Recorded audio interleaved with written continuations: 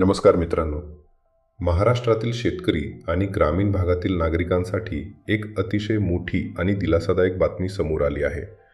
आता घर किंवा शेतजमिनीवरील अटींच्या उल्लंघनाच्या प्रकरणांसाठी मंत्रालयात फेऱ्या माराव्या लागणार नाहीत. महसूल मंत्री चंद्रशेखर बावनकुळे यांनी घेतलेल्या ऐतिहासिक निर्णयामुळे आता जिल्हाधिकाऱ्यांनाच मोठे अधिकार देण्यात आले आहेत. आत्तापर्यंत काय होत होतं? जर एखाद्या शेतजमिनीवर किंवा ग्रामीण घरावर शासनाच्या अटींचं उल्लंघन झाले असेल तर त्या प्रकरणाचं नियमितीकरण करण्यासाठी थेट महसूल मंत्रालयाशी संपर्क साधावा लागत होता. यामुळे सामान्य नागरिकांना मंत्रालयात वारंवार जावे लागत होते, वेळ खर्च होत होता, पैसे खर्च होत होते आणि अनेक प्रकरणं वर्षानुवर्ष प्रलंबित राहत होती. पण आता राज्य सरकारनं मोठा बदल केला आहे. मुख्यमंत्री देवेंद्र फडणवीस यांच्या निर्देशानुसार महसूल विभागानं नवीन राजपत्र अधिसूचना जारी केली आहे. या नव्या निर्णयानुसार 10 लाख रुपयांपर्यंतच्या दंडाची प्रकरणं आता थेट जिल्हाधिकाऱ्यांकडे निकाली काढली जातील.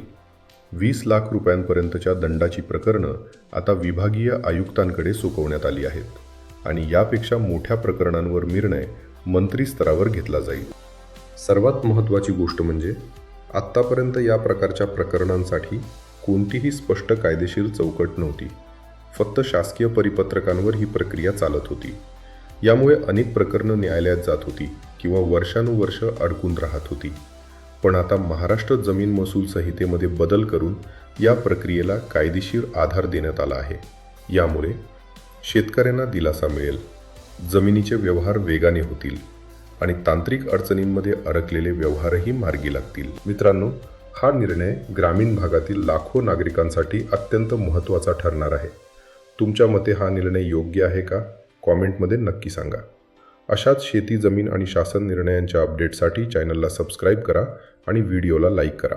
धन्यवाद.